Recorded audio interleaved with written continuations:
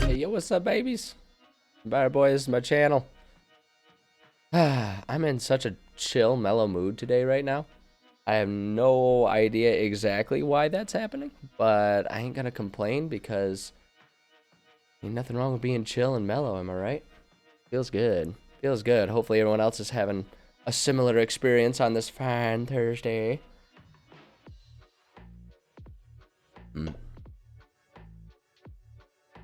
Ah, boy. All right. Yeah, I don't know, maybe it's the weather outside.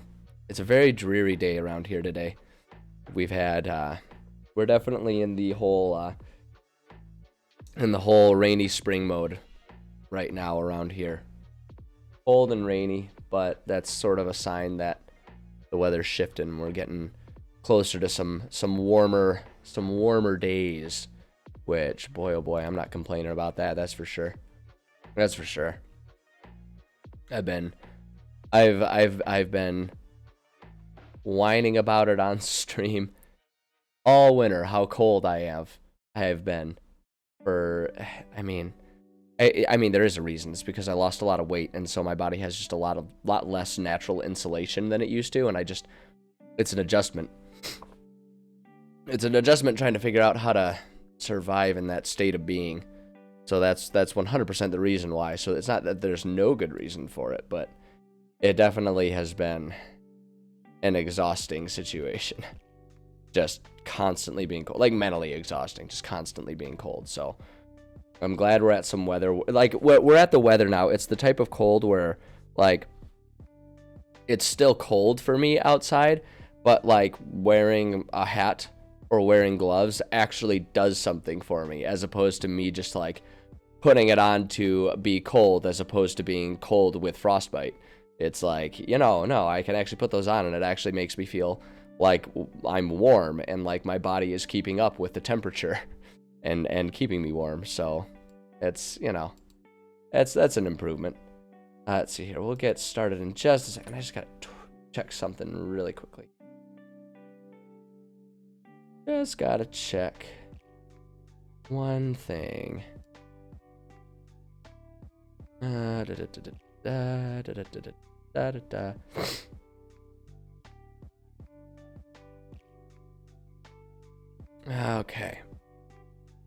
All right. I think we're good to go. I'm gonna go ahead and drag us over. It's gonna be nice and chill today. It's been a few weeks since we've worked on this project.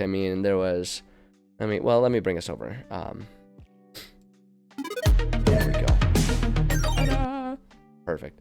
So it's been a couple weeks since we've done this project. My ongoing, never really ending project of trying to create like a rune system for Magic within D&D 5e that my players can use to sort of enchant and make their weapons and items and everything cooler than just like normal.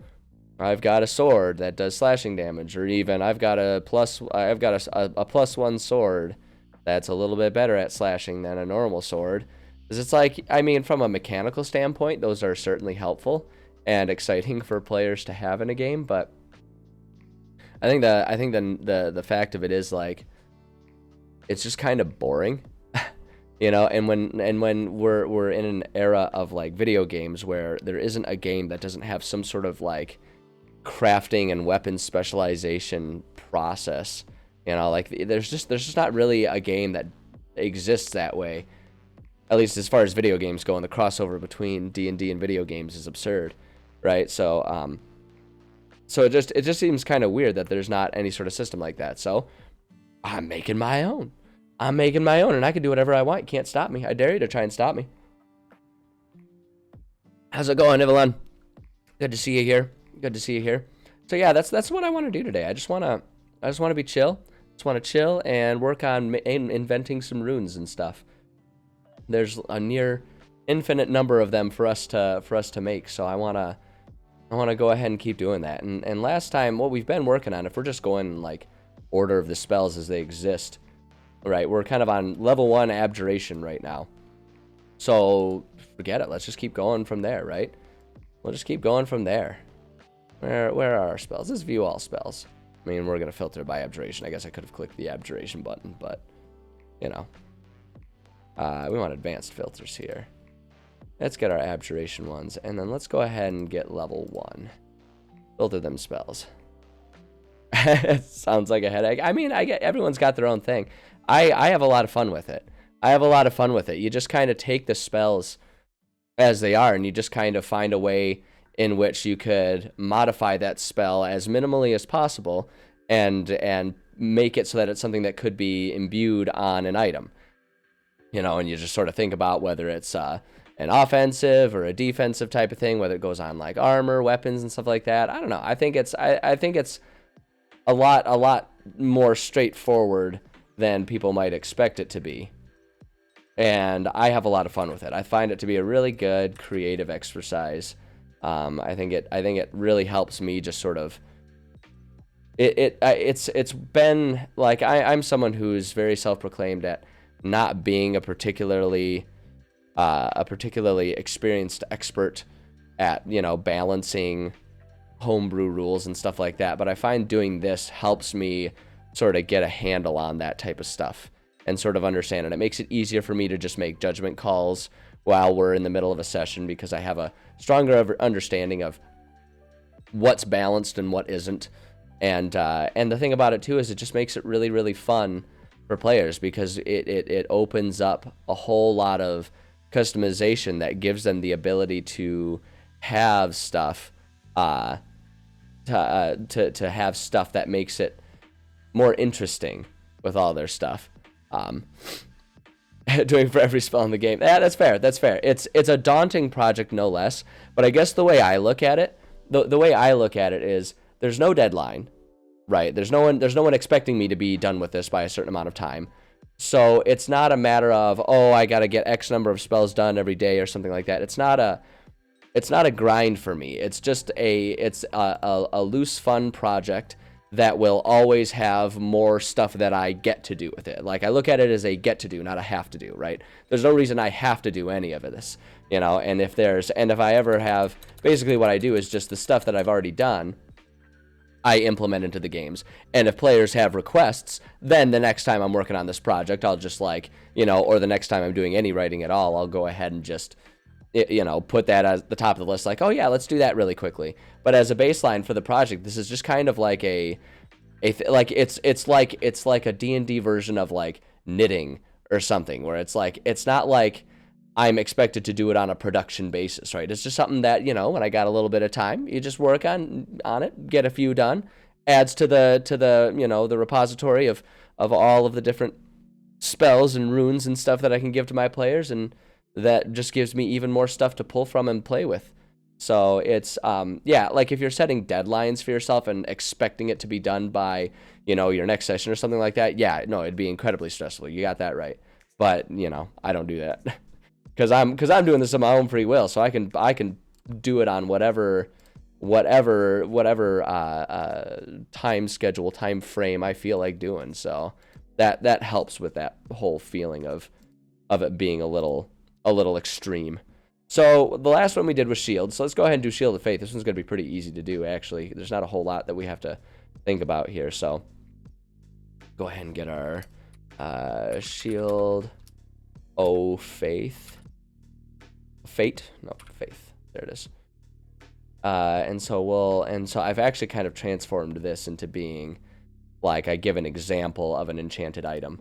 Because a lot of these, because the way these work too is I kind of, based on whatever the spell level is, kind of consider them to be more or less common as runes that you can find. So it's like a cantrip is a rune that you could like find at a general store, and it's something that like, you know, someone who's at like a middle class farmer would be able to assist a cantrip to make farming a little bit easier, right? Like I kind of look at them like that, as these are just like ways to give magic to the layman.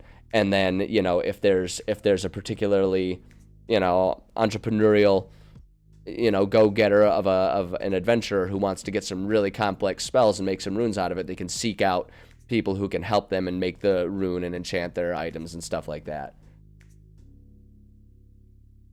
So with level 1s, they're pretty common. There are things like I think I put, yeah, I kind of gave myself little guidelines. They're not like hard and fast like rules. I can play fast and loose with them whenever I need to, because again, it's a system of my own creation, so I can do what I want with it. But like, so these level 1s here, right? So it's like, these are high quality tools. Items can be thought of as slightly more powerful versions of similar cantrip items. Cost a bit more for their added potency, but are not out of reach for commoners wealthy enough to own their own businesses. For many, owning an item such as this is more about status than utility. So it's like, it's like, I consider level 1s to be like, you know, some dude saving up and getting himself, you know, the lowest end Rolex so that he can show it off to his friends, right? Because he owns a McDonald's franchise or something like that. It's like, you know, it's like, yeah, they're kind of neat, but they, you know, they're not actually all that special. Like, that's kind of how I look at it. Can be found browsing through general store shelves. No special names, often produced in bulk, right? So these are items that are just like, kind of, they're available. They, you know, you can, they cost a fair sum, but you know, they're available. The things that people can find. And so that's kind of how I balance these and kind of understand, you know, to what degree, what level of intensity the effects are going to be, you know, what kind of item, as an example, I'm going to give, all that kind of stuff. So let's see here. So this one will be quick and easy. Shimmering Field appears, surrounds a creature of your choice within range, granting it a +2 bonus to AC for the duration. So we'll just copy that, and then we'll just modify it, what we'll do. So this is going to be on, I think this immediately, my thought is it's going to be on any worn item. Any worn item, right? And so we'll go down here, tab, paste that, get rid of all that extra crud that we don't need. Got a bullet point so it matches. Okay. I apologize. I'm gonna do my best to not blow everyone's eardrums out with my coughing. I'm pretty much over my cold, but my body's still at the let's make a lot of extra phlegm just to be safe stage of the cold. Which is just the best, because it makes me sound like death and freak out everyone that I encounter in public, even though I'm really good to go and fine at this point. So first off, we're going to say when the item is worn and the power word is spoken. I always kind of do that as a way to make it so that, you know, when an item is used, so that way we can actually do once per day when that's kind of the default, and if I ever have reason to, we can change it to like a different number of charges, or like it gets, you know, a lot of times with weapons, there'll be sort of a situation in which the extra effect is triggered like the first time you do damage with the weapon or something like that for the day. But generally speaking, I make these like once per day just so that they're not like super OP. But, you know, we can, again, always we can play fast and loose. But generally speaking, once per day, when the item is worn and the power word is spoken, Shimmering Field appears and surrounds, here, just formatting, surrounds the creature wearing the item. Granting it a +2 bonus to the AC for the duration. So it's just like, this is a garment, that someone can just sort of like speak the power word and it'll activate, and they'll get a little bit of extra safety there. So for a sample item, this one's kind of a gimme here. Underline it here, and we'll just say ring of protection.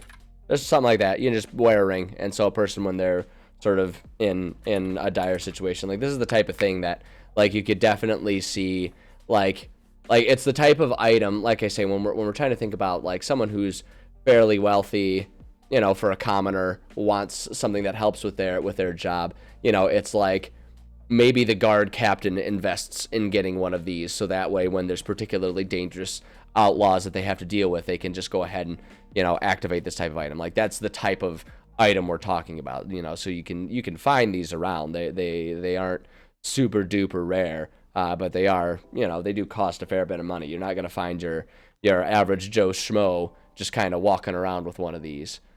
Is the idea anyway. Ring of protection, we'll just say a simple band that can be worn to give the wearer a little extra protection from life's hazards. Like, that's the sales pitch. That's what you see on the billboard. Something real simple like that. See, like this one for the shielding, like for shield rather than shield of faith, just doing shield because it's kind of the same thing. It's a slightly different version of it, but it's you know, a vest worn that can offer protection to a surprise attack, popular among guards in particularly dangerous cities. Right, that same kind of thing. You know, we can say often worn by guards who need a little extra protection. That's what she said. Okay, perfect. Now we get to do the fun part. Now we get to come up with what happens if the enchanted item, because the way I do enchantment, so like I let my players kind of do their own rune enchanting and stuff like that. It's like the system is kind of a more beefed up version of what you find in Pathfinder, where it's like there are runes that you can put on an item, and it's like anyone can put a rune on an item, and you know, and you can take runes off of items and you can pass them around. I make it a bit more beefed up so that it's more of a project, and you can't just be like, oh, I find it, I put that on there, I put that on there, I put that on there. It's like it takes time. They have to use their downtime, you know, to be able to make progress on these types of items, and so that way they kind of have to earn it a little bit. But in general, because I let one of the other things is because I let pretty much anyone do it, regardless of if they have, you know, particularly strong magical abilities, is there's always the chance that in the process of doing it, they accidentally grant the item sentience, or they could accidentally curse the item. And I just do, with those, I just basically do, whenever they're crafting, like once they finish crafting it, roll a D100, and then depending on, you know, the game and what the players want and how much of a chance they want of these things to happen, you just roll a D100, and it's like the bottom 5%, like 1 to 5, or even just 1% or something like that, results in it being cursed, and, you know, 95 to 100 or whatever results in it being sentient. And sentient may or may not be a great thing, but it's like you just kind of offer up a little bit of a percentage of a chance of that happening, and, you know, you can maybe increase that percentage as spells get higher level, just because it's like more and more volatile of a system to get the imbibement in there. So I don't know, I think it's really fun too. I think it's really fun that they could end up with these items that like are really sassy, or a cursed item, like they accidentally curse their own item and now they have to deal with that. I don't know, I just think that's really interesting. And thus far, my players have largely agreed with me that they think it's a fun addition. Just the chance that it could happen. So, again, for this, I'm going to actually refresh my own memory. I've kind of come up with ways that I like to handle. So basically, if it's sentient, we then roll to see, you know, what our alignment of the item would be. It's like you can basically roll a D10 and just use the alignment chart, right, to figure it out. And like if you get a 10, you just re-roll or whatever.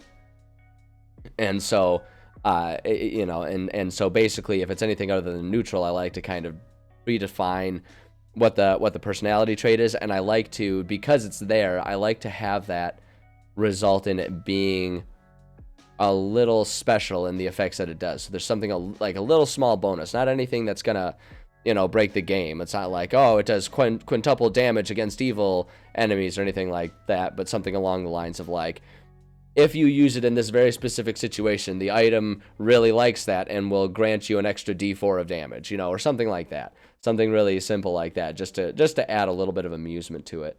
I mean, it adds complexity, but it's fun. It's a fun addition. It makes it enjoyable. Actually, no, wait, hold on. I'm gonna go back here. I'm just gonna check my guidelines. I'm pretty sure. So the way I do it here is, so if it's good, something extra that's good for the user. If it's evil, something extra that's bad for others, right? Because like, if it's sentient, it still sees itself as a teammate to the player. It's just, it has its own ways of doing things.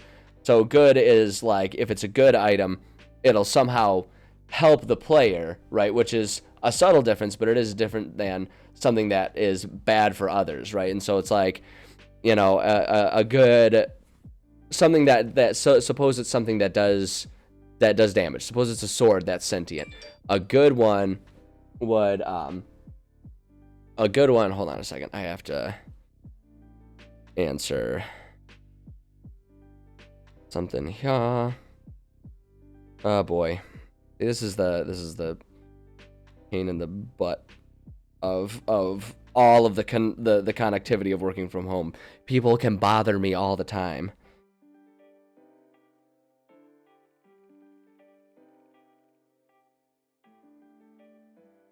All right. There we go. This may turn into a work call that I have to pause the stream for. I hope it doesn't, but it may. We'll see what happens. But at any rate, so if it's an item that does damage, right? So if it's good, it'd be something like it gives the user advantage on their first attack.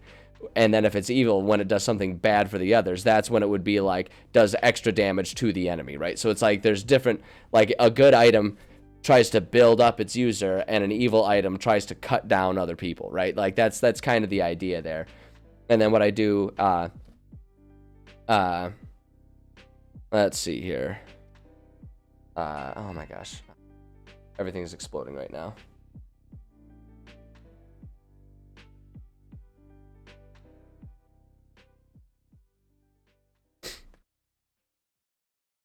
All right. Okay. So, yeah. So if it's lawful, it does something extra that sort of like focuses and narrows in the range of the attack.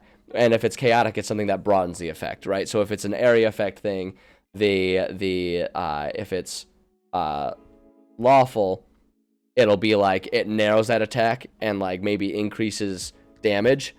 And then if it's chaotic, it'll widen that effect, but maybe do a little reduced damage to it, right? So it's just something along those lines, kind of how I like to do it, just so that way there's a bit of consistency in there. I mean, like consistency, but you know. And sometimes it can be a little tricky to figure out exactly what that would mean for some of these items. All right, so if it's a good item, this one. So if it's a good item that bolsters, right? That would bolster the user in some way.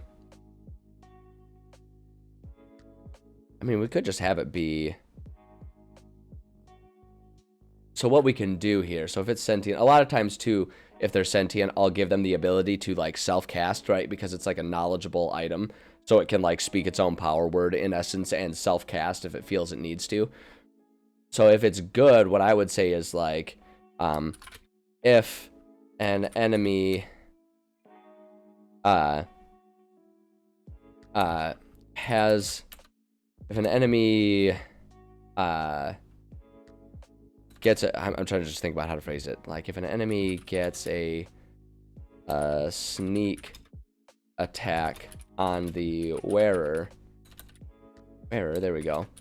The item will self-cast to protect him or her, right? So it's like it just does something a little bonus like that. It doesn't mean that it can be used more often than not, and it may even still be kind of a pain depending on the situation, whether the person wants that to be done or not, right? So it's like not necessarily super overpowered, but it's just a little bit of flair for it. And then if it's evil, so now here's the hard part. How do you have a defensive item that increases your AC? How do you have that so that it cuts down others? You know, that's kind of the trick here.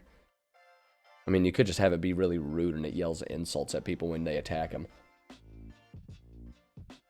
which would be kind of funny. I don't know. Let me think. I mean, you could do something like it offers up a little bit of blowback, right? So it's like, we could do something along the lines of like, on the first hit that the wearer takes while the item is activated, will offer blowback damage equal to half the to half of the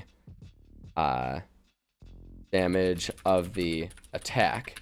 And then just to balance it out, you could say after this hit, the AC bonus is reduced to +1 for the duration of the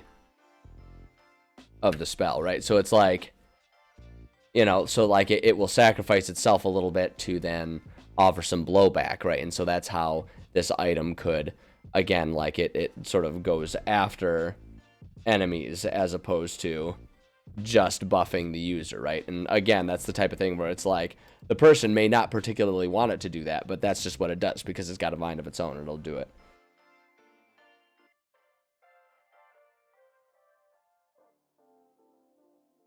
Let's see here. Sorry.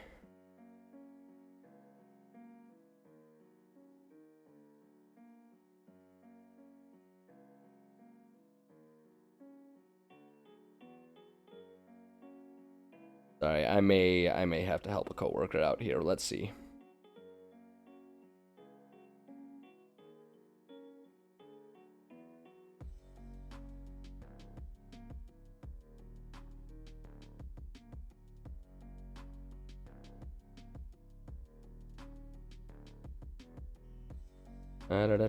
This is great television, isn't it? This is really, really solid streaming right here. Me just sitting here having to handle work stuff.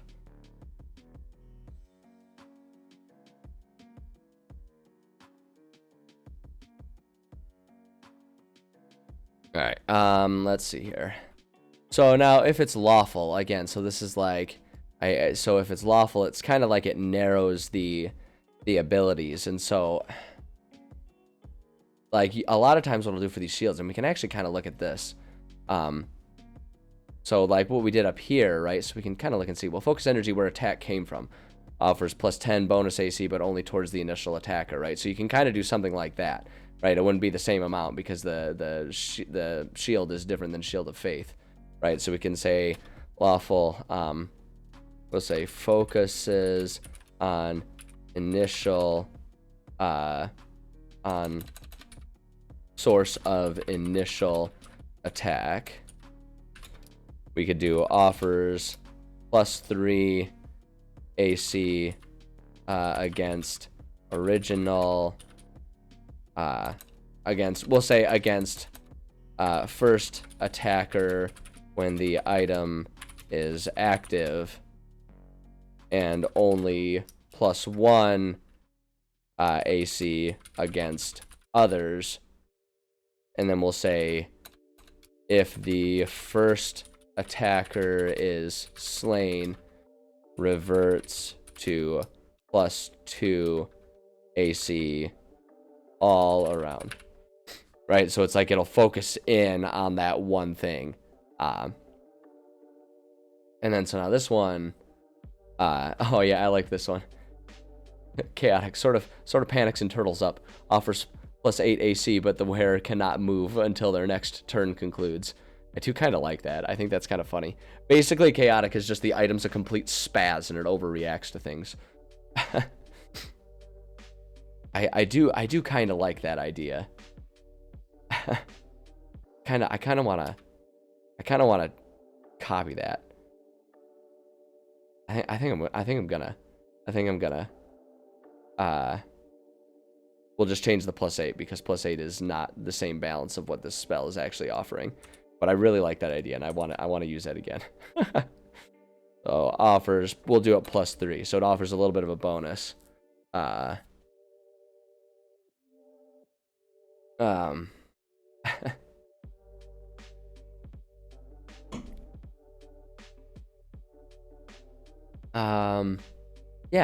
No, I think that's great. I think that works just fine.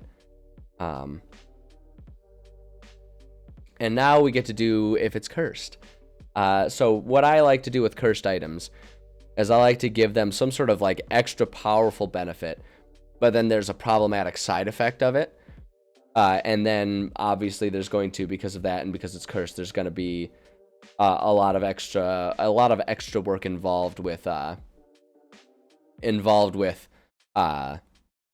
trying to remove that item if you don't want it there. So an extra powerful benefit, I think it's pretty easy what we can say with this one. We can say item offers +4 AC for the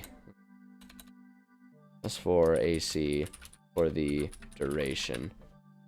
And then the side effect, I kind of like the idea of it offering up a lot of movement penalty. Like I think movement penalty basically just like making you like I described it up there, just making you turtle up is actually, I kind of like that.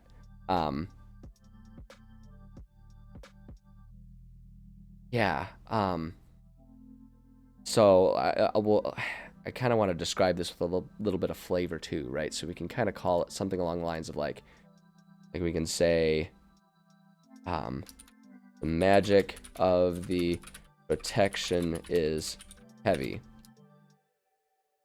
Player has half movement and disadvantage.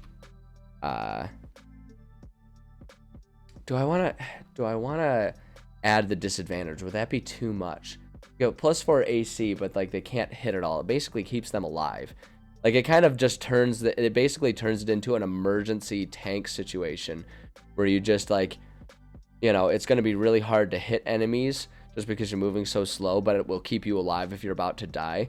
So it can be like a really good emergency situation for the party tank if you do something like that. And disadvantage on attacks while the spell is active. Yeah, I guess I like that. Because that +4 AC is that's substantial. That is significant. That can make a big difference in a battle, in surviving a battle. And so it's like you can do that if you're in a situation where you're just like it's life or death. You feel like you're, and like you can do that as a way to just like slowly try and get yourself back to the healer or something like that. And because it's cursed, they're stuck with it. Like it's there, it's on them. So they either have to ignore it or figure out how to use that. And like the trick with it is to have the negative be something tangible, something that is like significant, but not so significant compared to the bonus that they don't ever use it. Right? Like that's the hope with it. So I think that's okay. And I mean, like the thing with all of these is we could certainly always just like modify them, right? Like we could certainly always change these. This is a homebrew system, and if it like becomes completely unbalanced, then we can always just say like, okay, hold on, this is imbalanced. We need to change this a little bit. Like that's always allowed. That's always allowed. That's the beauty of D&D in general, right? Is like everything is customizable. It's like if you want a game that has no customization options, then that's where you play a game, that's where you play Dark Souls. Dark Souls is unforgiving. It doesn't care what you want. The rules will remain the rules. It's like that's kind of the thing, and that's why I love D&D, is because it's not like that, right? You can make the game exactly what you want. If you want to play that way, then by all means play that way, and have yourselves a real challenge style of it. Or if you want to just have a game where there's all kinds of wacky magical things happening to tell this wild and crazy story, can do that too. There's all kinds of options. Everything is an option available to you. So, all right, and then what it takes to remove must be removed through magical means, right? So it's like you have to have some sort of magical aid to remove these, like to remove a cursed item. So it must be removed through magical means. If player tries to remove the item, it will self-cast repeatedly for each attempt, slowly weighing the player down until they are completely immobile. So it'll just, like, if you try to take it off without, because it's a cursed item, it doesn't want, it's like it considers itself symbiotic. So if you try to pull it off, it will just like try and freeze you up and force you to just like lay there and accept that you have to wear this item. I actually really like that, because it's largely harmless. Like, it's not like it's going to kill you. I mean, unless you keep doing it to the point that you let yourself starve or die of thirst or something like that. But generally speaking, that's not going to kill you. It's just going to make everything super duper inconvenient. I'm going to mute my mic for 1 second. Oops. First, I'm going to hit my mic, and then I'm going to mute it for 1 second because I need to blow my nose, but that's gross, and I don't want to subject everyone to that. So give me a second.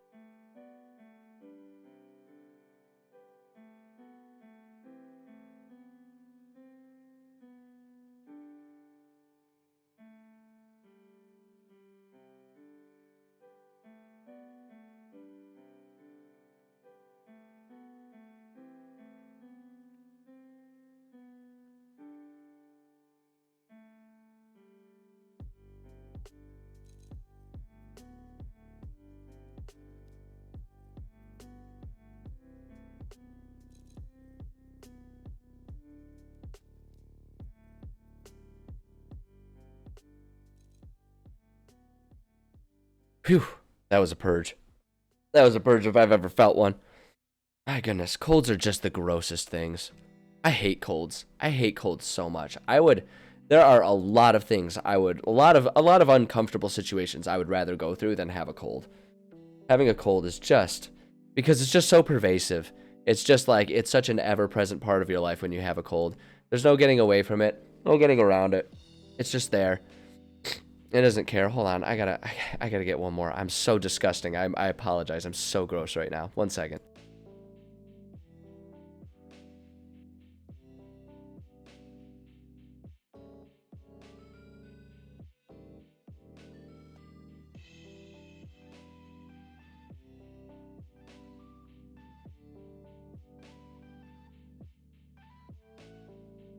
Okay, I think I'm good now.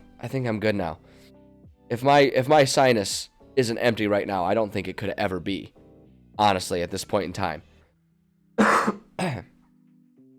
I'm such a disgusting I feel like I'm that one. Did anyone else remember those, like, what is it, Mucinex or whatever?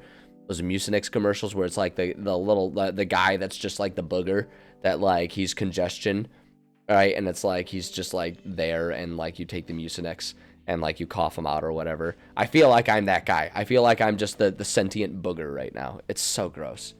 So disgusting. Ugh, I hate myself right now. It'll get better. Give it a day or two, and hopefully everything will calm down. But right now, I'm just gross, and I hate myself. Ugh.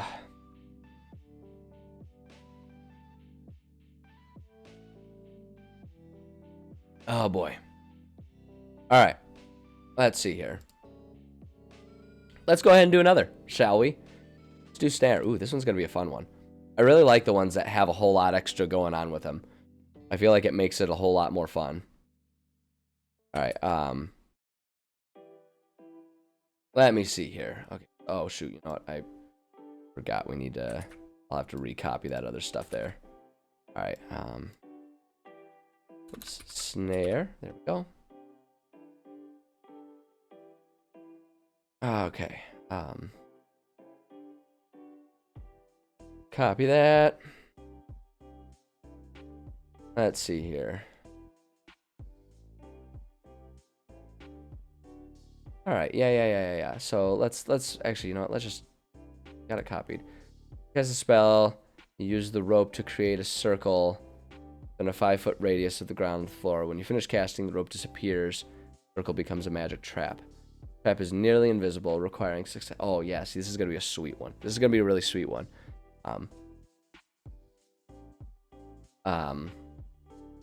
Trap triggers when a small, medium, or large creature moves to the ground or the spell's radius. Creature must succeed on a dexterity saving throw, be magically hoisted into the air, leaving it hanging upside down 3 feet above the ground or the floor. Creature is restrained there until the spell ends. Restrained creature can make dexterity saving. Okay. Yeah. No, this is gonna be good. This is gonna be good. It's gonna be kind of a specific thing, right? It's gonna be a rune that goes on specific items, and what we're gonna do is,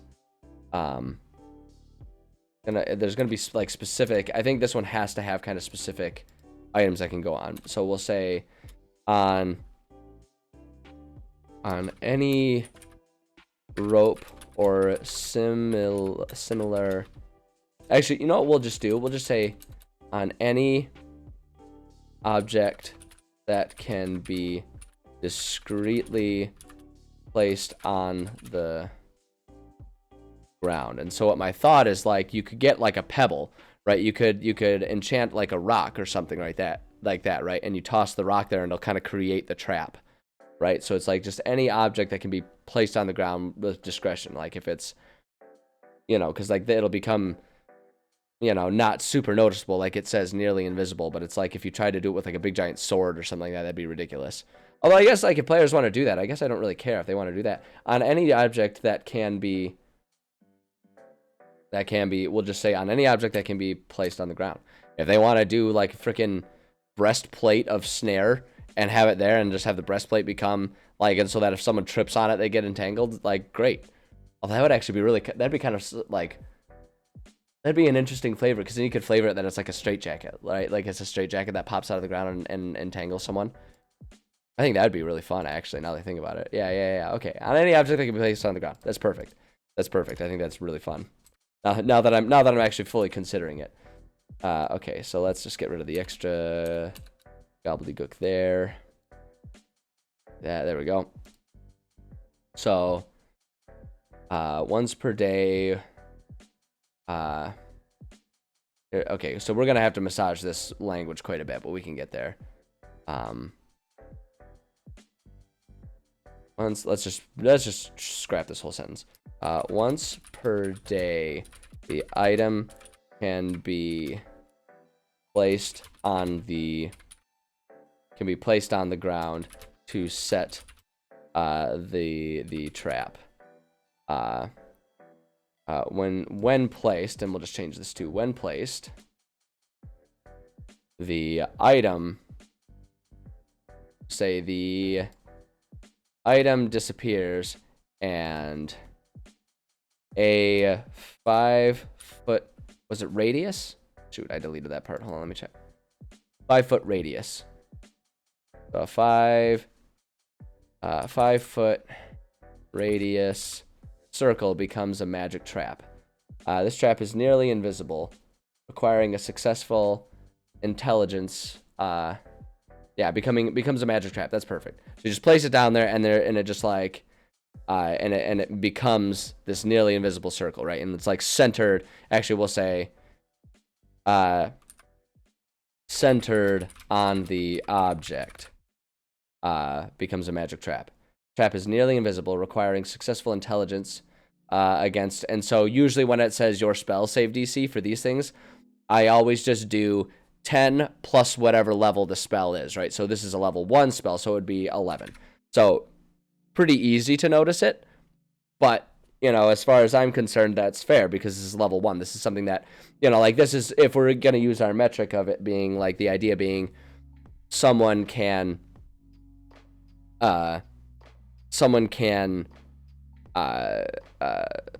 like pick this up at the local general store, right? So it's like someone who owns a shop might get one of these to use it as an alarm system, right? So it's like it's pretty easy to notice that it's there because it's a pretty common item, but hey, it's still a helpful thing.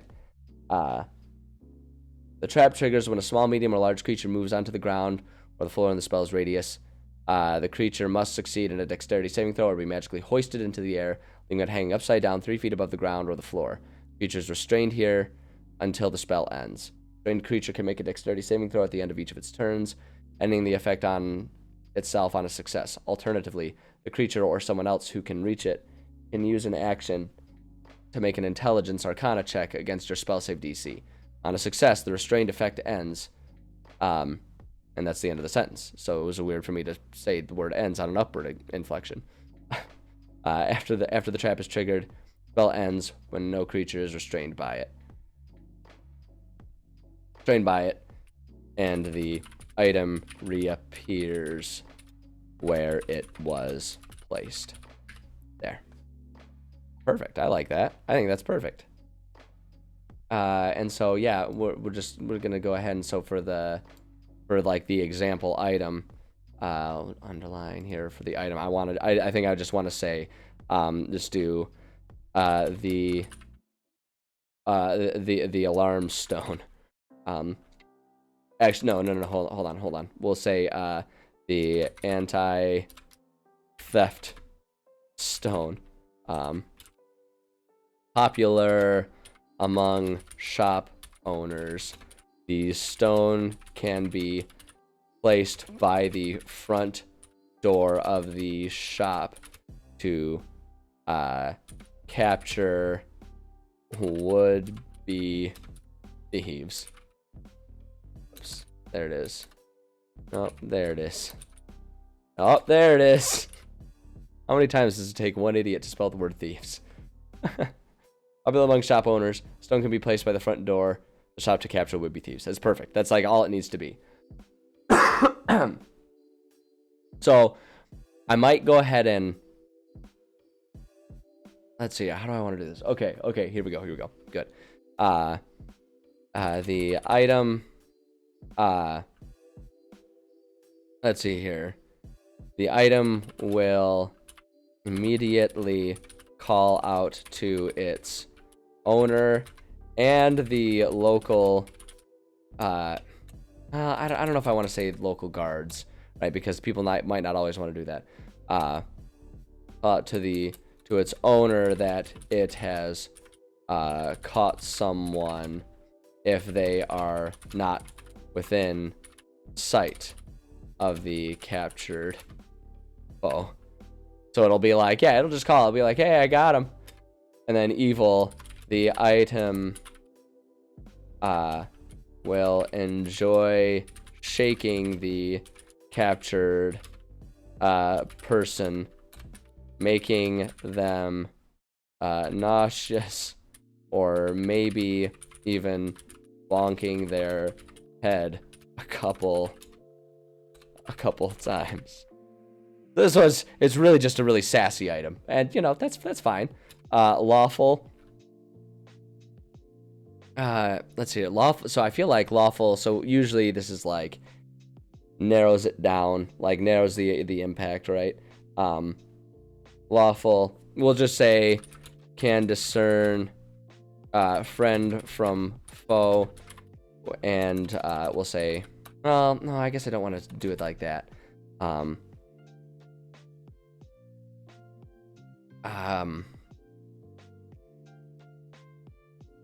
Actually, what I think I want to do for this lawful is very focused on its range.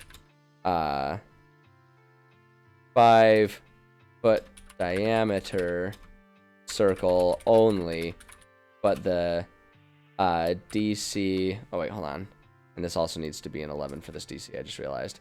But the DC for seeing and escaping is, we'll go ahead and add 5 to it, so we'll make it a 16. So it's just like extra powerful, but there's a really narrow range. It's like one little step there, and so it like takes it very seriously. It's like it sees itself as like guarding a door, and that's it.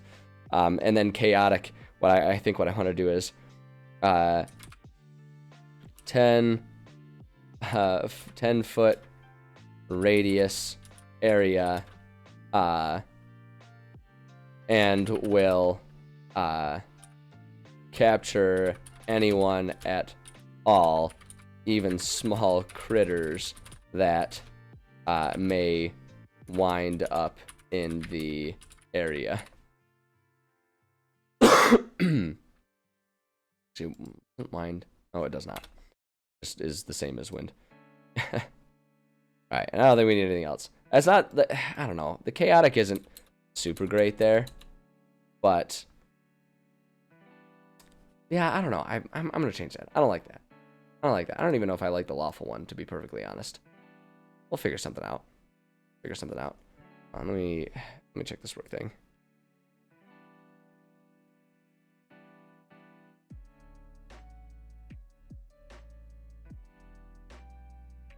Alright, let's see here. I don't know, maybe we'll just like,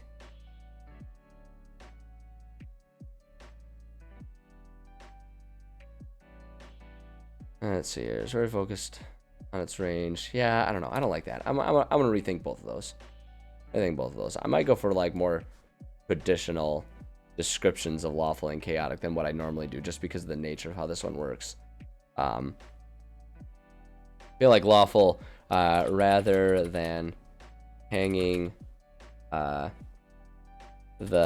captured person, will pin them to the ground so that they don't get blood rush.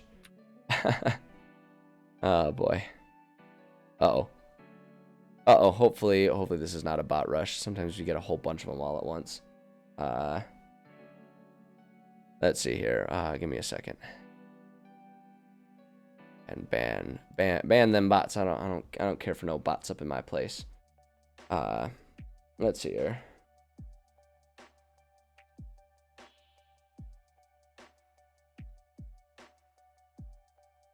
Da, da, da, da, da, da, da.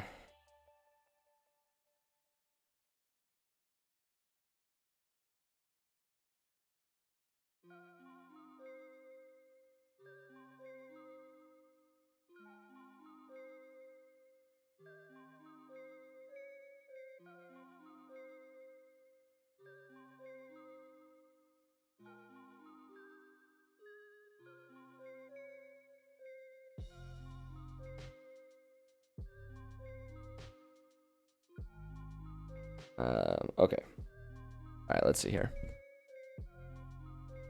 Yeah, okay, so I like that one. So it's like lawful, it's a bit nicer. It's not going to dangle you upside down and cause any damage to you. And so chaotic. So what I think I want to do with chaotic here, I think I figured out what I want to do with chaotic.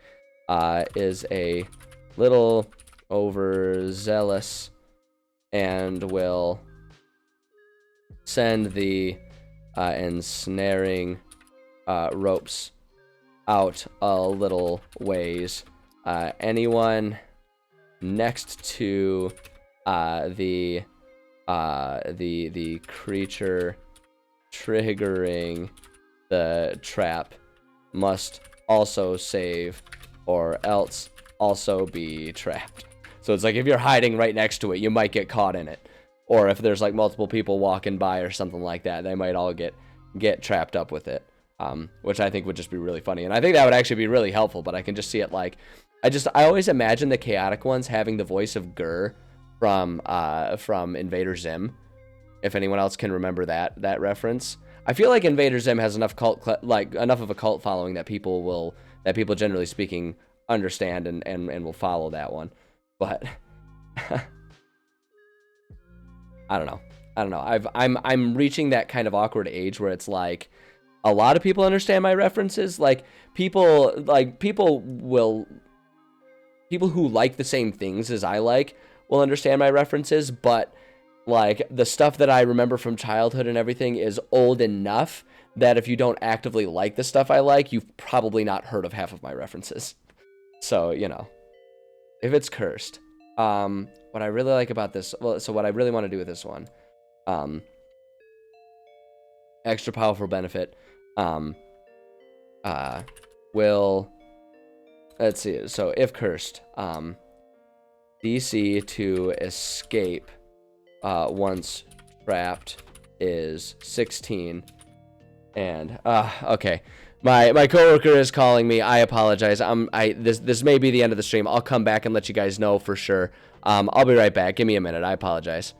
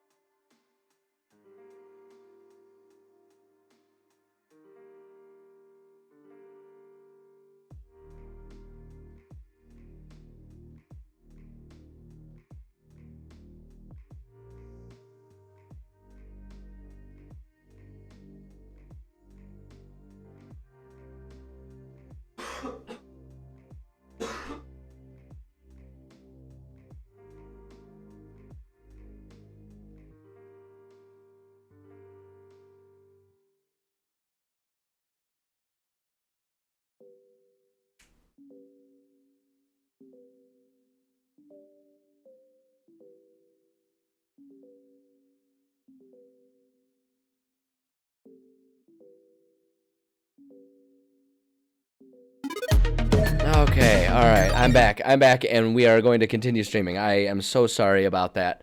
Coworker needed to consult with me about some issues at a facility, and there was concerns that we may have to go out there today, but we kind of figured it out, talked it out. No need to go out there today. We're good to go. Thank goodness. I can't go into too many details, but if we had gone out there today, there would have been some very unhappy people, and it's an issue that like isn't actually my issue because it's not actually one of my facilities that I work with my job, but they would have been very upset, and I would have had to be part of it, and I did not want to get dragged into it. I've got enough headaches with my own facilities. I did not need that. So we're good to go.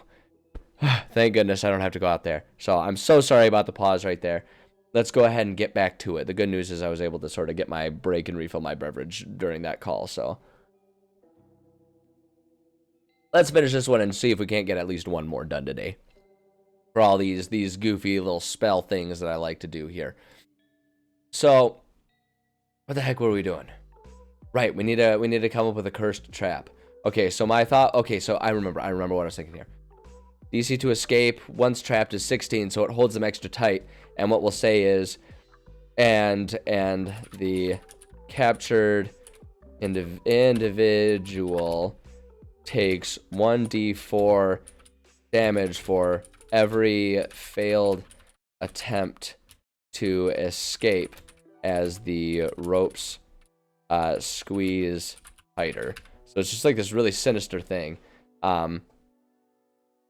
So the problematic side effect, my immediate thought is the ropes are the ropes will not loosen once they start to tighten. They will only refrain from tightening more. Must be magically dispelled to remove the ropes before the spell ends naturally. So it's like it tightens and the thing will just like refuse to let go. Like it's got a mind of its own. It will not let go. It's like no. I'm doing this. This is what I'm doing now. And that's just how it's gonna go. Sorry, I just gotta like remute this. One second. Okay, there we go. All right. So yeah, like that can be problematic, obviously, because it's like if they don't have a way to dispel the magic, well, they've got a guy who's all tied up and possibly taking damage for, let's see here, for how long is it? For a whole minute. Or no, wait, that's the casting time, for the duration, for up to 8 hours, which could definitely be problematic. And so I kind of like it. So it's like they might still use that depending on the scenario, and they might even like that. But it could definitely be a big problem if they need to release the guy and they don't have a way to dispel the magic. And then what it takes to remove. And so player can only discard with magical assistance if they attempt to leave the item behind. It will cast on the owner, and then it'll just do exactly what it does. So it's like the more they try to struggle, the more damage it'll do. Otherwise they're stuck there with it for 8 hours. So that's actually kind of a sinister thing, isn't it? Like imagine if you just accidentally forgot to put it in your pocket trying to go to work, right? And then all of a sudden it just casts on you and you're like, ah, crap, well, here we are. Yes, this is my life today. I'm running out of vacation days. Got to call my boss. Taking the day off again, I guess. Boy. No, I think this is good. I think this is good. And then, so these things, I wasn't happy about these. What did I end up with again? Hanging the captured person will pin them to the ground so that they don't get blood rush. Yeah, I think that's fair. It's kind of more flavor than anything, but I think that's a lawful approach. A little overzealous, and we'll send the instant. That's right. That's right. It just kind of like sprays ropes around there, which is. I'm gonna let that one go. I'm just gonna let that one go. Not going into it. So no, I'm pleased with that. I think that's good. I don't know if it's the best one that I've ever come up with, but I think it'll work. Hey, Garvin, we're working on. So because I really like this project is one that was born of the fact that especially in combat, when playing D&D, whether I'm the DM or a player, I absolutely love when things are complete chaos and there's all kinds of crazy, wild, wacky effects going on. I absolutely love that. And that kind of feeds into the fact that I oftentimes wish that there was more in a world of magic. I always, when playing D&D, wish that there was a bit more variety in the effects and the capabilities of items and weapons within there. So what we're doing is we're going through basically just one by one, every spell for, 5th edition, and creating like a rune version of it that can be attached to items. Sometimes it's attached to a weapon, sometimes it's attached to armor, whatever it is, right? It's a rune version of it that can be attached to an item to add some sort of bonus effect. Is what we're doing, and it's part of a more complex crafting system that I use with my players, where they can craft. They have a lot more freedom and diversity in the things they can craft, but they actually have to like devote downtime to it and like make rolls for it to see how the crafting process progresses, and same with enchanting and stuff like that. So it's like it's a rune system that offers up a whole swath of all kinds of new fun things that they can do to like enchant items and stuff like that, but they actually have to like put time and effort into it, which kind of helps balance it so that they're not all running around with like 18 magical items a piece like Inspector Gadget or something like that, right? So because you don't want to get too crazy. As much as I love the chaos, you don't want it to get too crazy, mostly because you don't want to take away any challenge of the game, and hamstring yourself as a DM trying to provide challenges for them. But as a general thing, this has gone over very well with my players. They have a lot of fun with it. A lot of them are in my game. I've got a couple of them that are actively crafting new things and have a couple sort of runes that they're interested in, and they wanna be able to create some really special items for. And it does make for some really fun, interesting stuff. Plus, from a writing standpoint, it's just a really good creative exercise, I find, taking something as it is and then like modifying it while keeping it balanced. I find it's a really good exercise as a DM, and just like getting me to sort of really understand the rules and how they're structured and what different changes to things, like what effects that'll have and stuff like that. And so I find that it makes me a lot sharper when it comes to trying to make judgment calls and trying to let players, be creative with their spells and stuff like that. And so I've found that I've been just a better DM because of it. So notch below deck of many things. Yeah, that's a fair way to look at it. It's like it's a world of many things, right? Where it's like pretty much any spell can be a rune version of it, and some of them are like super duper mundane that just like anyone can find. Prestidigitation. It's like you're basically making party poppers, right? It's like when you enchant an item with that one, and so it's like anything from that to like some sort of incredibly rare, only one exists, with like Wish or something like that, where it's like you would have to somehow capture the magical power of a god to be able to create a rune of such immense power. So it's just like it's a way to add a little bit of extra flavor to a lot of things. And the other thing that I like about it is it offers up the diversity and the variety of magic to non-magic users, right? Because sometimes I feel like and this isn't necessarily a bad thing, and this is definitely something where you want to communicate with your group to see exactly how they want it to be and leave it up to the players on how they want their game to run. But I find that a lot of times players with like 100% melee based characters will sometimes feel a certain monotony to how they play, because there tends to be like 2 or 3 moves that they pretty much do every time. And it's like, I pull out my sword and I hit it with my sword, and like for some people that's enough. And like when I'm a player, when I finally get to not have to think about things because I get to play instead of being a DM, those are my favorite characters. I'm like, yep, I go in there and I hit them 3 times. End of turn. Like, I love being able to do that. But I know sometimes that gets a little monotonous for some people. So doing this type of system also kind of puts a limited amount of magic in the hands of non-magic users, just so that way they can get that fun flavor. Because it's like when you're sitting there as a fighter and it's like, I swing my sword 3 times and if I'm lucky I'll get to use a sentinel strike or something like that. It's like that can feel a little samey to do that every time. Meanwhile, there's the wizard over there that's like, I'm using ice effect on this guy and then fire on this guy and I've got holy shields and all this kind of stuff. It's like, wow, they've got, it's like a freaking supreme pizza over there, and I'm just sitting here eating a craft single. Like, there's a whole lot more flavor going on. So I don't know. I find it's a fun thing. And the other thing about it too is it's all homebrew. It can really be tailor-made to however, a group wants their game to function. But it opens up a lot more options, and it really helps create diversity in the thing. And the other thing that's nice about it too, and this is one thing I talk about a lot, because I run very story-heavy games. I run games that have that really where I really like the players to be able to be the heroes, right? It's like we build stories that kind of go around what they're doing, and I present dangerous things, and they go and they become the heroes. And what I like about this is rather than them just like finding a +2 sword and being like, all right, well, screw my hand axe that I've been using, now I've got a +2 sword, right? It's like, instead, when you provide runes like this that can be put on a sword or put on their shield or whatever, suddenly that like helps them within the context of a story become some sort of legendary warrior, right?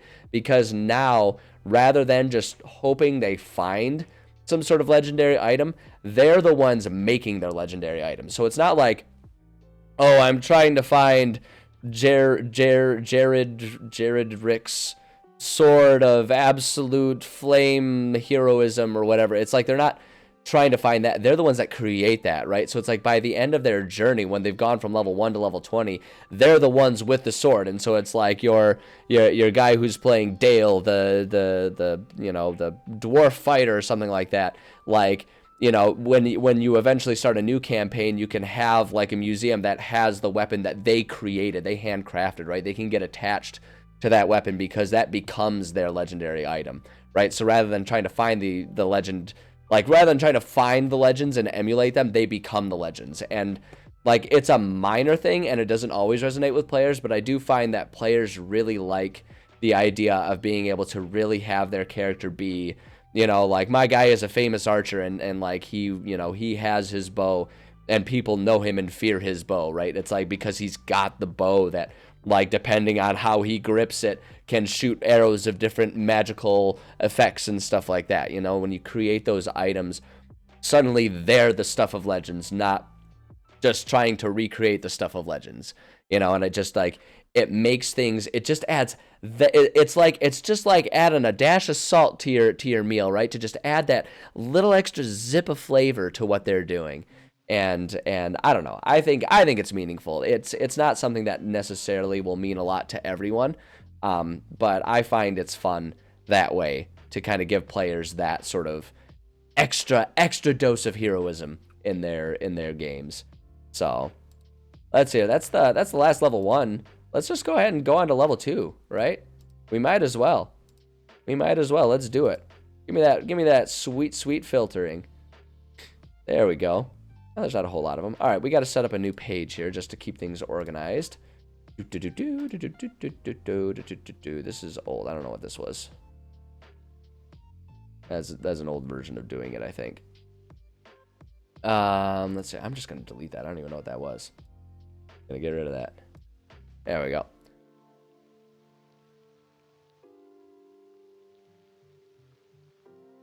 Yeah, no, that's a really good idea, and that actually kind of taps into how I approach a lot of these. So I have, like, especially when we're talking about cantrips and stuff like that, like I kind of talked about it a little earlier on stream. I have this hierarchy of how common or how rare different enchantments would be, like different runes and stuff like that would be. And so it's like for a cantrip, I kind of classify them as workers' tools. They're common items accessible to most, though perhaps a little pricey. It's not uncommon for middle-class commoners to be able to afford an item of this nature if they budget and save for a few months. They're utilitarian and often make jobs easier and safer, such as protective items for hard laboring jobs or items that sharpen the minds of accountants. Can be found browsing through general store shelves. No special names, often produced in bulk, right? So it's like exactly those types of things, like things that like the average person might have, you know, like something, you know, like someone who works in the mines might have a helmet that adds just a little bit extra AC, you know, and just like for flavor, it's like, yeah, it's a helmet of extra protection. So that way if a rock falls on you, you got that extra little bit of protection, right? Because it's a really good point, and that's like, and that's part of the fun of doing this is because there's such a wide scale of how powerful any of these spells are. It opens up the opportunity for some things to be, some things to be like really, really simple and borderline mundane, whereas other things are then like complete and utter stuff of legends. So thank you, I appreciate that. It's yeah, because I've definitely thought about that. I've definitely thought about it, right? And so it's like it starts off as, you know, workers' tools, and then you get up to level 9. It's like the gods themselves. An item of this magnitude is respected and feared by the gods themselves. Their powers defy the rules of reality and can shape existence itself. Most mortals cannot even wield an item so powerful, let alone use it to effect. Many would try out of hubris, but find themselves suffering unfathomable consequences as their very being struggled to survive the power. Only the gods can truly make and harness the powers of these items. Now, these items are only made by the gods themselves. If a mortal wishes to create something like this, they must first earn the favor of a higher god and then survive having the god channeled through them. In some situations, it may even be that a god must be sacrificed for an item to be imbued at this level, right? So it's like you're taking the power of the gods if you're going to try and make a rune of this, like an item that encapsulates this much power.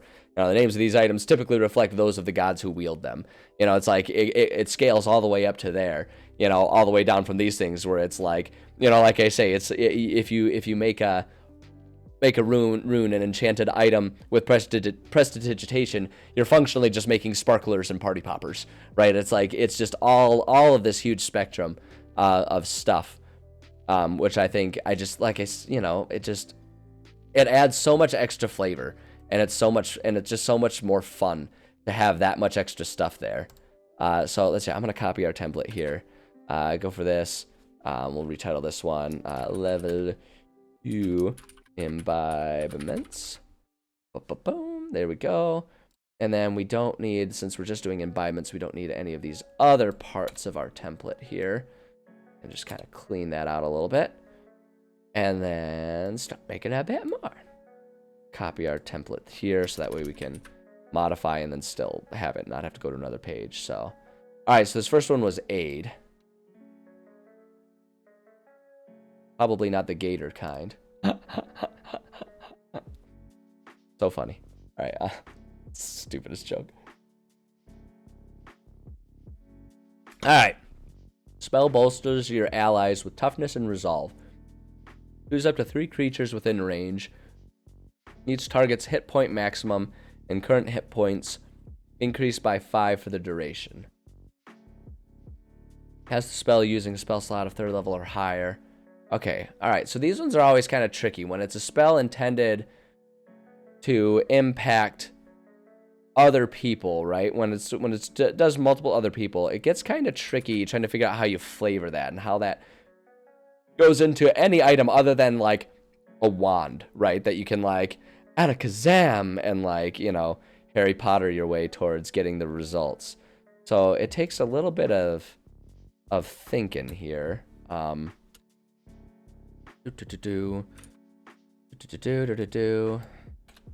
out some of this extra stuff. So let me think about this one for a second. So I don't think it necessarily goes on weapons. Excuse me, I apologize. Let's see here. Oh yeah, that's true. You can put it like you could put it in like you could enchant a bottle that you then put either food or water, and it can hold like 3 doses in it. It's right, and it's like, and at the end of the day you can refill it or something like that. You could do it something like that. So it's like if people, you know, if you give people a swig of it, you know, you give one person a swig of it and it can like be broken up like that or something like that. Almost like Goodberry. That's a good idea. That's a good idea. I like that. I like that. I'm gonna do that. I think I need to massage how I write it a little bit here. But on a bottle that can hold 3 berries or 3 sips of water. And you just do it that way. So it's like it's on the bottle. And so when you put the stuff in the bottle, you know, and like, I don't know, maybe shake it up or something like that, it'll imbue those items with it. Like it'll transfer the magic to those items, and so then you eat those. And it'll have the effect. Yeah, choose up to 3 creatures within range. Okay. All right. So the contents, so we're going to change this. We're going to say the contents of the bottle bolster. I'm going to say you or, because I don't see any reason why the person who owns the bottle couldn't also take a bite or whatever it is, right? Contents of the bottle bolster you or your allies with toughness and resolve. Choose up to 3 creatures within range. Each, I mean, we don't really need that. Provide 1 dose to a creature within range. We'll do that. Provide 1 dose to any, we'll say any 3 creatures. We'll just say any creature within range and just assume any creature within 3 range, bottle,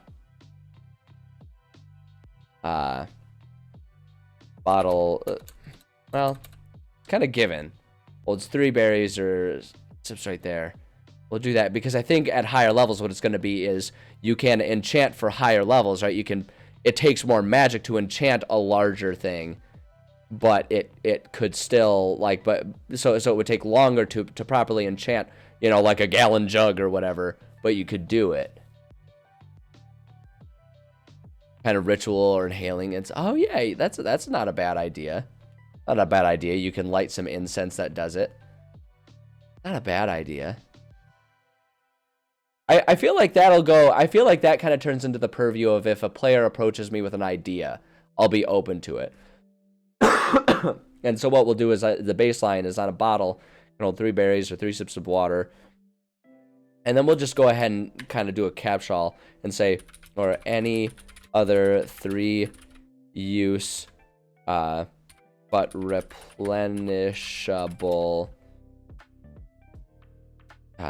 replenishable. Okay, so I'm making up a word is what's happening. Any but replenishable consumable item, right? Because that's the trick of it. Because like if you're gonna imbue something, like the point of the imbuing and the point of using the runes is to not have it just be a differently flavored version of like a spell scroll or something, right? Like that's the thing that I really like to do with these, is make sure that it is something that can be reused. Like that's the point of going through the more detailed, the more extensive crafting process for it. So just like that's I think that's the tricky part of this, because if it were just a one-time use thing, you could there are a lot of creative ways. It's, you got to find a way to make it something. So it's like if you wanted to go with incense or something like that, it'd almost be like, it'd have to be like an incense box, right? One of those boxes that you could put incense in. Think about what classes. Yeah, you could. I tend to, I try to make sure, again, because it's a rune, that like the idea is that it can be used by anyone. It's meant to provide the stuff to the hands of anyone.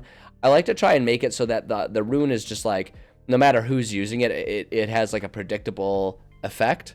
You know, and then that kind of falls, again, it falls under the purview of just like judgment calls of if like someone's like, oh, well, I have like particular abilities this way, you know, and so it's like maybe they can modify it, but it's kind of like an in the moment type of thing. So, because like I say, I want these to be accessible to anyone, because I want anyone to be able to have fun with these. Like, I would feel like a real dick if I were going through this much trouble to make like a really interesting process, and only Magic users can use it. So it's like extra screw you to all you non-Magic users. anyone can use it, but who made it? Yeah, like and like the thing is, because it's a rune, the way I like to do it is anyone who is able to read instructions in a book can put that rune on the item, right? It's like I say, it's very much meant to be a more complex version of like the rune system you'd find in Pathfinder, where it's like anyone can just like grab the runes. You can pay someone to do it, so that way you don't have to spend your downtime doing it. But it's like anyone can make these things. If you have the rune and you have the item and you have the instructions, you can use your downtime to then follow the recipe and make it, right? It's kind of like how, yes, you would go to a baker if you want a very professionally well done cake without having to learn it to yourself. But anyone can go out and buy the ingredients, and if they have access to an oven and if they know the recipe, anyone can try and make a cake, right? It's like that's kind of the idea that I try to approach the runes with, because I mean it's really just about anyone in the party being able to have fun with it and do what they want to do and create the hero they want to create.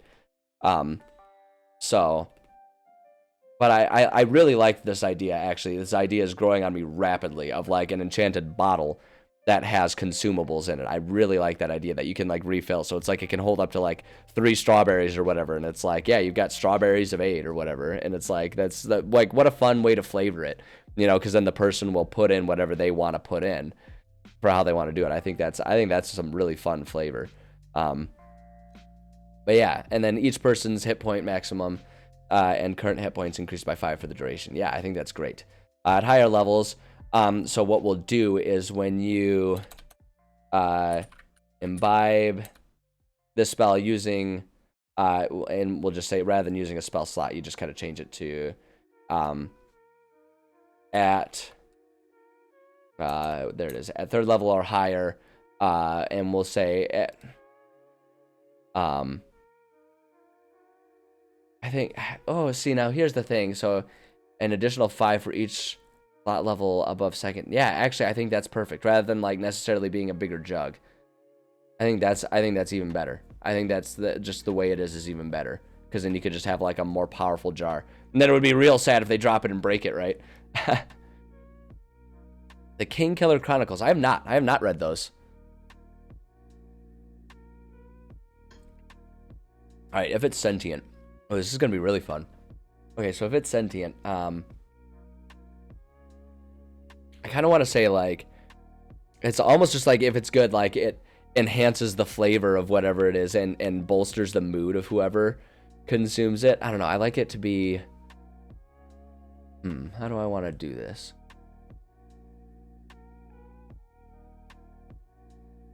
Because I like because the way we do it, like we can go check the little kind of notes I gave for myself, right? Because it's like, you know, good, something extra that's good for the user. So something extra that's good, like small, but something extra that's good for the person who eats, right? And then evil is something extra that's bad for others, right? So it's like you could do something like the evil could be like, it gives them really bad breath, and so the person has to make a Constitution save, or like the enemy has to do that or throw up for their turn or something like that. Character uses rune to fix an ice box. Oh, nice. Okay, yeah. That's clever. Yeah, that's the kind of stuff that I really like, because like I feel like especially in like games where there has to be rules, Magic kind of turns into this thing where it's like it's seen as this really finite, like it's seen as a deck of cards where there's just like this finite, like, oh, you can only do this thing, right? Like Harry Potter, right? They have specific spells and you have to learn that spell to get that result. But like, it doesn't really consider the fact that like, the way I always think of magic is like, magic is just a type of energy that exists. And it's like, there are known spells, like known recipes that will have known effects. But in reality, magic is an energy that if you can find different ways to manipulate and move it, you can create different things, right? Like if we go to the baking example again, it's like if you have specific recipes, right? It's like you know how to make, you know, a chocolate brownie. But like if you want to be creative with, you know, how you approach baking, you can add like caramel to it, or you can add other candies, or you can add a frosting to it, right? So it's like you can change things so that it doesn't always just have to be fudge brownie, right? It's like, and so that's how I think about magic that way a lot, and that's like a lot of where this idea comes from too, where it's like we have these spells, but like, why would we think that those are, if magic is an energy that someone taps into, why would we think that there's only this finite number of ways, right? It's an energy that can be manipulated, and these spells are basically just like known recipes that provide like tangible, predictable results. But if you want to get creative with it, you can find different ways to use magic, and you can temper it and change it and mold it into whatever other things you're trying to do. And so that's where a lot of this project kind of comes from also, is just the idea that it's like magic isn't actually a finite thing. It's something that you tap into, right? It's not like you have in your ability certain switches that you turn it on and that casts a spell. It's more like you have the ability to borrow this energy from the world and channel it into a thing, into a result. And the idea of the runes is like, you yourself aren't the conduit that channels the energy into an effect. So instead, you find an item that can serve as that conduit, that can, manipulate that energy, collect that energy, and then direct it towards a specific effect. Is the idea. So let's see here. Okay, so we kind of figured that out. I think that's good. So for I always like to give an example of what this would look like, and so for level 2 we can go and check and look, and just to make sure that we're keeping consistent. Level 2, specialist equipment. These items can be thought of as slightly more powerful versions of similar. Oops, no, sorry, I started reading one. Specialist equipment. These items are things commonly used by specialists. A healing item for the town doctor or a sailing item for the ship captain are good examples. They are especially rare. Or they aren't especially rare, but they are items that would be too expensive for the average person to buy. More of a business investment that may be sold with a business should someone wish to retire. So it's part of your business, right? Like I say, a business investment. Can be found on the shelves of specialty stores. No special names, might be produced in bulk, but the batch would be split and shipped off to multiple places where there is specific demand, right? So it's like you're not going to find all level 2 items in every general store. It's like it'll be kind of a regional thing. And so what I'm thinking for aid is kind of that first example. Healing item for the town doctor is, so like the common item is what I might do is we'll say bottle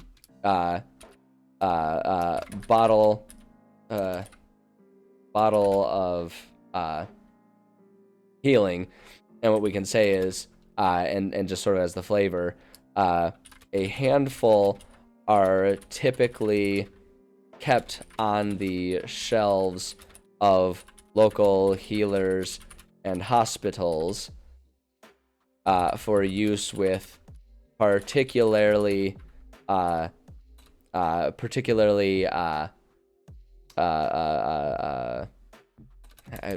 is the wrong word, for use on individuals with major wounds or illnesses to stabilize in order for other healing to be done, right? So it's like they keep jars of like smelling salts or something like that, right? Is the idea there. Ship sail with gust of wind. Yeah, exactly. It's like a particular item that or a particular spell that it really is something that like is an investment for your business to make your business really successful. And then when you want to sell it, it's like that would be a way to sell your practice or whatever. Say it comes with this, or it's like, like in this situation where I'm, the bottle of healing, right? The idea is that it's an item that is used throughout the hospital, right? It's like, oh shoot, this guy just came in and he's got, a stab wound in his shoulder. He's bleeding out. Quick, give him one of these, so that way we can patch him up the rest of the way. And so like the nurse runs and grabs, a berry from the thing and like shoves it in his mouth or whatever, right? Like that's the idea here. So now we got to think about what happens if while in the process of imbuing it makes the item sentient or cursed here. So again, if it's good, it's usually I like to have it does something extra for the person using it, whereas evil, it does something extra against, an enemy or something like that. So if we think about this, each target's hit point maximum and current hit points increase by 5 for the duration. I kind of want to say like it can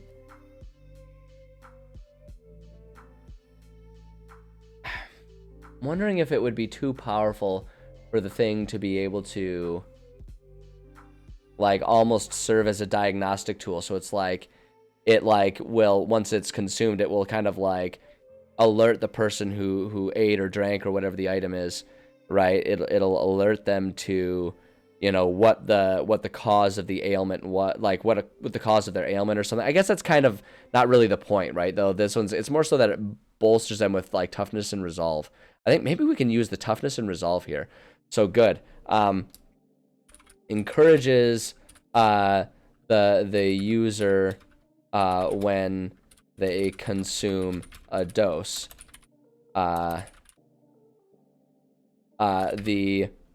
user gets advantage on the first action taken after consuming, right? So it bolsters that resolve. It kind of gives them that extra bonus, right? It can do something like that for them, right? And so it's just something a little tangible that's probably not going to, you know, it's certainly not going to be anything that breaks the game, given how many different ways there are for someone to get advantage in a battle or whatever.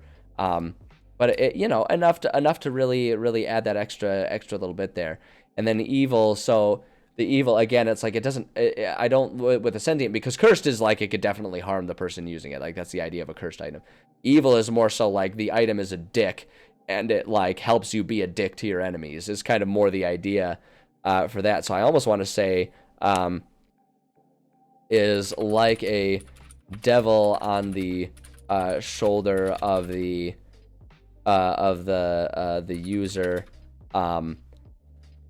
will let's say will I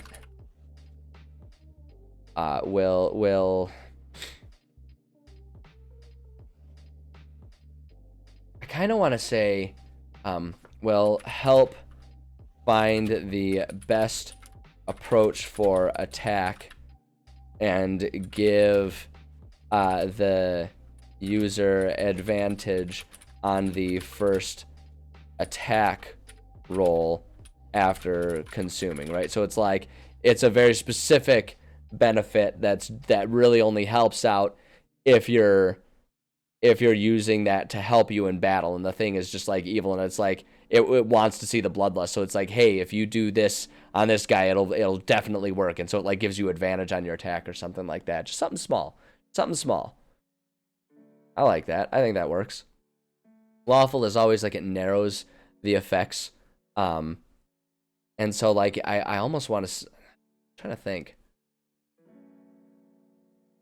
Contents of the bottle bolster your allies' toughness and resolve. Provide standing creature 38 each hit point maximum and current hit points increased by 5 for the duration.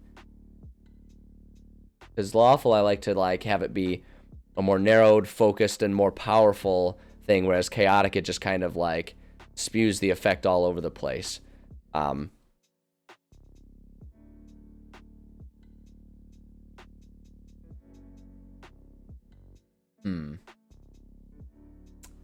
don't know that there's a really a good way to stick to that. I might have to branch out a little bit to come up with like a lawful effect. If this thing is a lawful,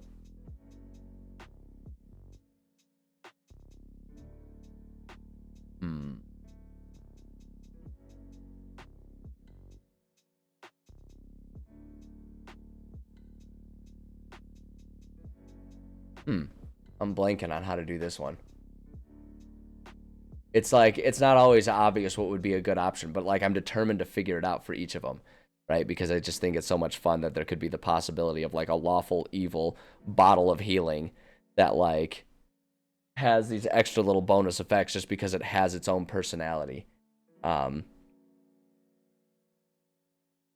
if it could be something like, okay, so here's an idea.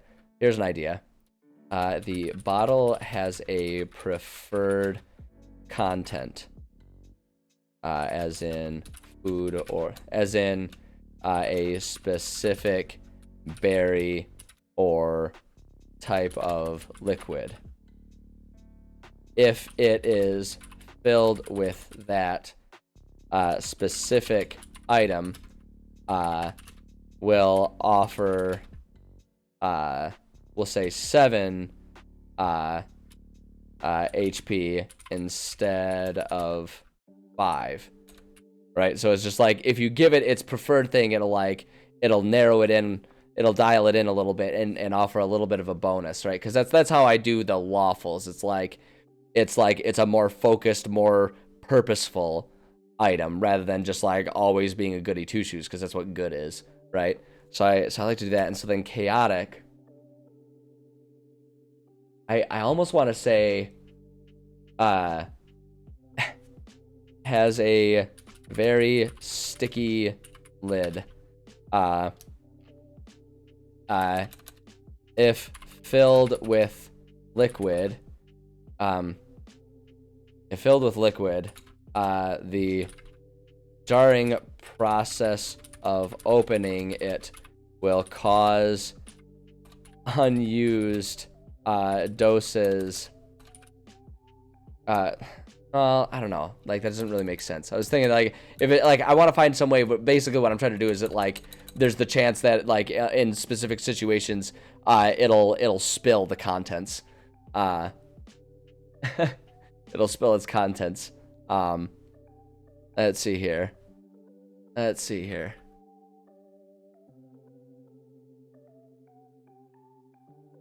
Kind of lost here. So when my players are crafting an item, right? When they're imbibing an item with any of these spells, there's the chance that it becomes a sentient item, an item that has its own personality. And what I like to do is add to that. No.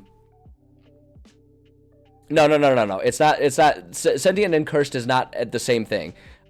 So just anything can become sentient or cursed just because it's fun. There's the chance that it could happen. And if it becomes sentient, it, like, based on the personality, may have, like, it can have a little bit of a bonus thing to it, just because that, you know, it's a fun additional thing to make it even more fun and exciting for players to enchant things. And then cursed is a different thing, and we'll get to cursed. But they are not both sentient and cursed. I mean, cursed items are kind of sentient, but it's a little something just to add extra flavor to it. And, like, the idea is, especially because we allow anyone to do it, it's like, if you're not great at doing magic, there's the possibility that weird, crazy things happen. So let's see here. So I just really like the idea of the bottle. Like, if it's a chaotic personality, it just, like, it spills contents. So I think what we'll do is we'll just say, when opening the bottle, roll a d20. On a 20, 1 dose is spilled when it is opened. Boom, there we go. Simple as that. And that kind of gets the idea across.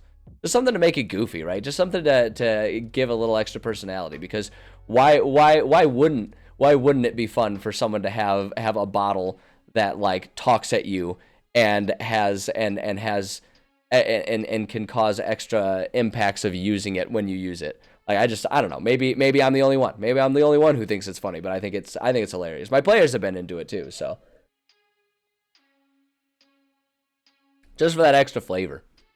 All right, so now if it's cursed, I like to add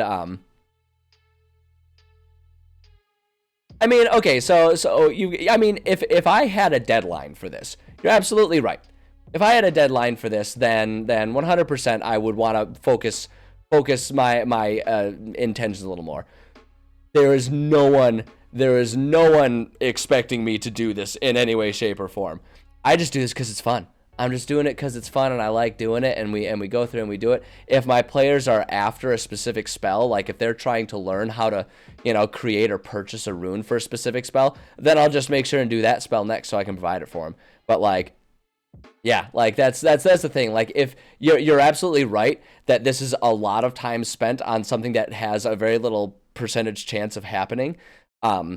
If I have a deadline, if this is a project for someone and they're expecting me to provide deliverables, I'm just doing this because I'm a weirdo and I like doing it. So I just take the time to do it, because for me, it's about the creative process and the enjoyment of doing it, not necessarily trying to create a final product within a finite amount of time. So I mean, you've got a perfectly valid point. I'm just like weird. Yeah, exactly. Like I certainly use it for my players and all that type of stuff, and I'll take some of these things and provide it for them. But like this isn't something that I feel is necessary and I have to get done for a campaign within a certain amount of time. This is just something that I do. There's something that I do because it's fun and I enjoy doing it. Spits contents person's nose and laughs like a child. I like that. That's kind of funny. You could flavor that along with the spilling, right? If you do it too close, it like just like spews it up in your face and thinks that's funny. I like that. I like that idea a lot. All right. So now if it's cursed, I like to give it some sort of extra powerful benefit, but then some sort of problematic side effect for it. And so, you know, like, and the idea is that like there's going to be a negative consequence, but not so negative that players don't use it. Like I like it to be this thing that kind of like toes the line of, is this actually good or is this actually bad? And then it only becomes like true blue bad if they try to get rid of it or remove the item or whatever it is. So my immediate thought is extra powerful benefit, increases HP by 10, right? So you do that. Or actually, what we'll just say is, we'll just say doubles the HP the HP increase. But the problematic side effect that I'm thinking of is once the effect wears off, the user, and we'll do like in parentheses there because there might be more than one, you don't know. The users take a level of exhaustion, right? So it's like exhaustion. There it is. So it's like it will give you an extra bonus, but like you're gonna be pretty wiped out once the effect wears off. So you know, plan for that and be ready for it, right? So it's like if you don't plan for it, that could be really bad. But if you plan for it, that extra bonus of like, you know, 10, or if you even do it at higher levels, being even more and more and more might be worth that, right? Especially at really high levels, like you could consider that to be really, really worth it. And then what it takes to remove, it's always must be removed magically if player, or we'll say if owner tries to get rid of it, the bottle will reappear among other bottled possessions. I don't feel like figuring out which. I'm sure I missed an S there, and I don't want to look and figure out which one I missed. Reappear among other bottled possessions.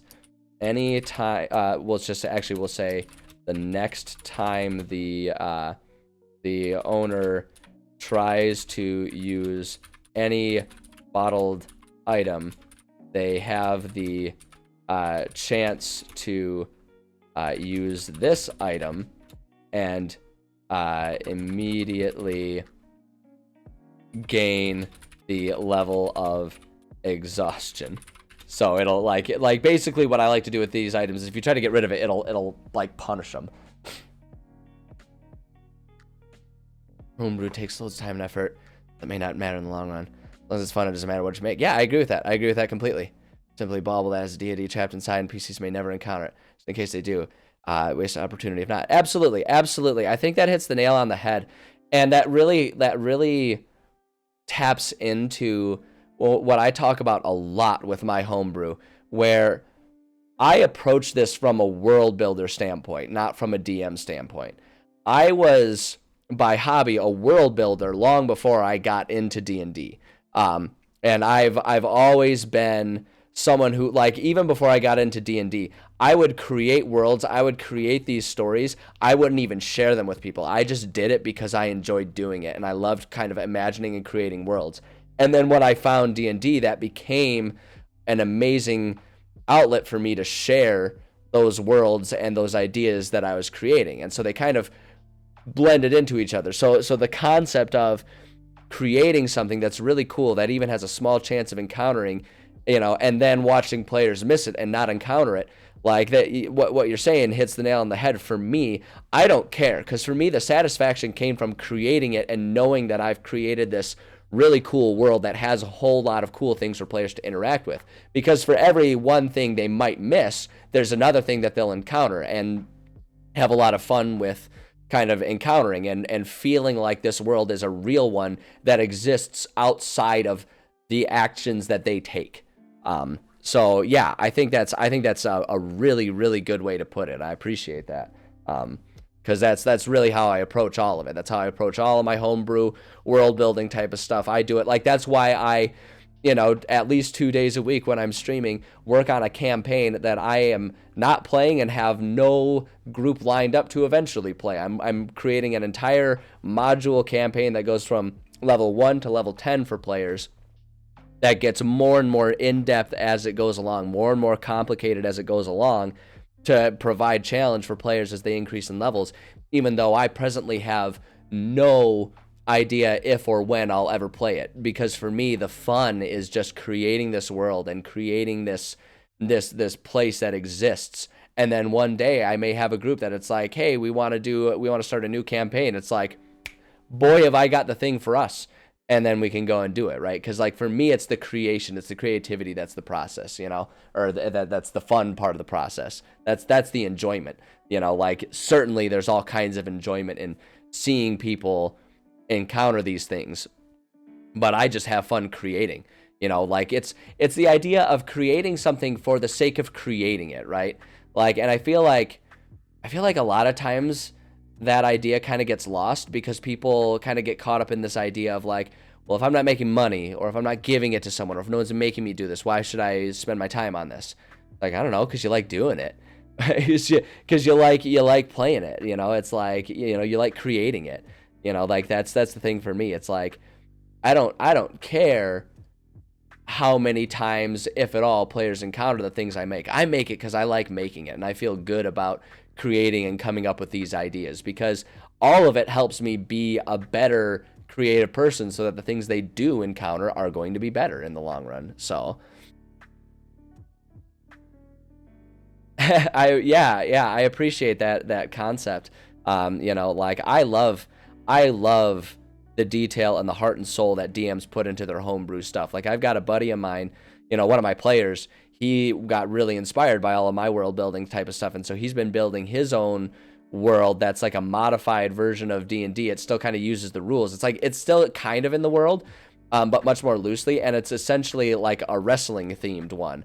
So it's like you go into the ring and you have fights that are kind of more like wrestling matches than actual fights, and it's this really, really incredibly different approach to things, and I love it, because I think it's just awesome how much energy and heart and soul he's put into this wrestling world that he's creating, you know. And it's super fun, and I love that. And the thing that I love about it is you can tell that he's doing it not because he feels like he needs to make a game for us to play. He's doing it because he just loves making it, and the fact that we all want to play is just like, you know, gravy on the turkey dinner there. So yeah, no, I think that hits the nail on the head. I think that's a really good perspective to take on it all, and I appreciate it. All of that said, though, I'm looking at the time. I went a little bit longer because I had that break in the middle there where I had to handle some work stuff. So I went a little over, but I'm looking at the time right now. I am going to take a short break. I'll keep it nice and short, and we're going to switch over to some gaming here, because there comes a certain point in being creative when my brain starts to turn to mush, and it gets harder and harder for me to be creative. And we saw that while I'm sitting here trying to come up with ideas for what a sentient bottle would do. Granted, not the easiest thing I've ever tried to create, but still. So I'm going to take a short break. I'm going to come back and play video games. Normally, I like to vary, play a variety of games on my streams throughout the week. But this week, I'm not going to do that, because this week I started playing Elden Ring, and I'm obsessed. So I'm going to take a short break, and we're going to come back, and I'm gonna break out Belinda Watson, the samurai in Elden Ring, and we're gonna watch me choose suffering. So let me, just for the sake of the VODs, I'm gonna bring us over to chatting here. I'm just gonna do my quick little sign off just for the VOD. And World Build made a parody. Entirely of Elvis Presley race? That sounds so rad. That does sound awesome. I love that idea. See, I love that type of stuff. I love when people get creative like that. I'm totally with you. Totally with you. Okay. All right. Just for the sake of the VODs, because I switch them over for YouTube. We're gonna take a break. Thank you for anyone who's watching. Appreciate it. The stream the rest of the schedule. Because if you're here for the D&D stuff and you don't care to watch me suffer and hate my life as I play Elden Ring, I totally understand. I will be back streaming tomorrow. Tomorrow's Friday. Last day of the week I'll be streaming. Same time as always, 11:30 a.m. Eastern Time Zone. That's when we'll do some more writing. Tomorrow we'll work on that campaign project like I was mentioning. So we'll do that tomorrow. And then as always at around 1:30 we'll switch over and do some sort of gaming. Probably Elden Ring this week because I'm obsessed with it. We'll go back to playing a couple different games throughout the week next week. But this week I'm just having so much fun. But yeah, so you can check me out then.